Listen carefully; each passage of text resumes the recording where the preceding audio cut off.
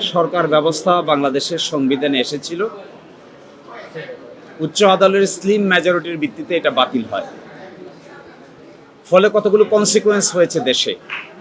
বিচার ব্যবস্থা ধ্বংস হয়েছে, নির্বাচন ব্যবস্থা ধ্বংস হয়েছে, ইলেকশন কমিশন বিতর্কিত হয়েছে, সিকিউরিটি এজেন্সিগুলো তার দায়িত্ব পালন করতে পারেনি। ফলশ্রুতিতে একটা ললেসনেস ডেভেলপ করেছে। এরই মধ্য থেকে একটা বিভীষিকাময় পরিস্থিতির মাধ্যমে গণ অভ্যুত্থানের জন্ম হয়েছে, স্বৈর শাসকের জন্ম হয়েছে। আমরা দৃঢ়ভাবে বিশ্বাস করি, যদি তত্ত্বাবধায়ক সরকার ব্যবস্থা চালু থাকতো, বাংলাদেশে ফ্রি ফেয়ার নির্বাচন ব্যবস্থা চালু থাকতো, তাহলে কারো পক্ষেই স্বৈর শাসক হয়ে ওঠা সম্ভব ছিল না।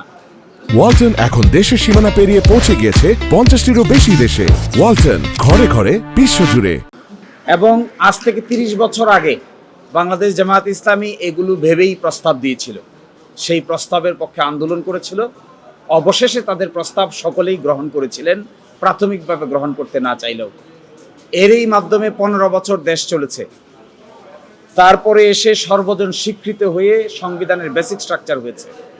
15তম সংশোধনীর মামলায় হাইকোর্ট ডিভিশন বলেছেন, তত্ত্বাবধায়ক সরকার ব্যবস্থাও সংবিধানের বেসিক স্ট্রাকচারে রূপান্তরিত হয়েছে, মৌলিক স্তম্ভ।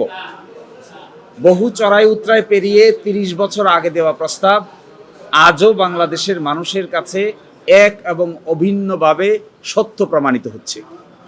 এবং জামায়াত ইসলামের এই কন্ট্রিবিউশন এবং এই অবদান এই জাতীয় জীবনে এক অভিন্ন এবং অদ্বিতীয় অবদান। এবং এই ক্ষেত্রে যে পলিটিক্যাল ম্যাচুরিটি বাংলাদেশ জামায়াত ইসলামী দেখিয়েছিল, তখন দীর্ঘ 30 বছর পরে, সকল সংগ্রাম আন্দোলনের পরে, জীবন যাওয়ার পরে আজও মনে হচ্ছে এটাই আমাদের জন্য একমাত্র গ্রহণযোগ্য ব্যবস্থা। এবং আজকে যে দুটো গ্রাউন্ডে লিভ হয়েছে, তার মধ্যে একটা হলো error apparent on the face of the record. এই জাজমেন্টটা দেখলেই মনে হয় ভুল আছে। সেই ভুলটা কি? শর্ট অর্ডারকে পরিবর্তন করে ফেলা হয়েছে লং অর্ডারে। এইটা বাংলাদেশের ইতিহাসে প্রথম হয়েছে। এটাই প্রথম হয়েছে যে শর্ট অর্ডার দেওয়া হয়েছে, 16 মাস পরে লং অর্ডারে শর্ট অর্ডার পরিবর্তন করে ফেলা হয়েছে। এটা দেখলেই বোঝা যায় এটার নাম হলো error apparent on the face of the record. আর দ্বিতীয় বলেছেন সাফিসিয়েন্ট কজ। সাফিসিয়েন্ট কজ বলা হয় যেগুলো আমরা পূর্ণাঙ্গ আপিলের শুনানির জন্য আসবে, যে বেসিক স্ট্রাকচারকে ধ্বংস করে ডেমোক্রেসিকে ধ্বংস করা হয়েছে এবং বলা হয়েছে এটি নাকি অগণতান্ত্রিক সরকার। তত্ত্বাবধায়ক সরকার অগণতান্ত্রিক সরকার।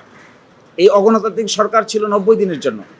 এই 90 দিনের অগণতান্ত্রিক সরকার মানতে না পারার কারণে 15 বছর স্বৈরশাসক এবং অগণতান্ত্রিক ব্যবস্থার সঙ্গে থাকতে হয়েছে। এটা একটা ডিকটমি ফর দিস নেশন। আর আমরা বলেছিলাম যে লিভ না দিয়েও এটা নিষ্পত্তি করা যায়, কারণ এই মামলাটার হাইকোর্ট ডিভিশনে সার্টিফিকেট দিয়েছিল, সার্টিফিকেট এগেনস্টে আপিল হয়েছিল, আপিল এলাও হয়েছে। সুতরাং আপিল বিভাগের আর নতুন করে রিভিউ এর জন্য লিভ দেওয়ার কিছু নাই। কিন্তু আপিল বিভাগ বলেছেন আইনে থাকুক বা না থাকুক সেই বিতর্কে না গিয়ে কোর্টের প্র্যাকটিস তারা অবলম্বন করতে চান। সেই জন্য আজকে লিভ দিয়েছেন এবং শুনানি হবে রিওপেনিংয়ের প্রথম দিকেই। এটা শুনানি হবে গুরুত্বের বিচারে।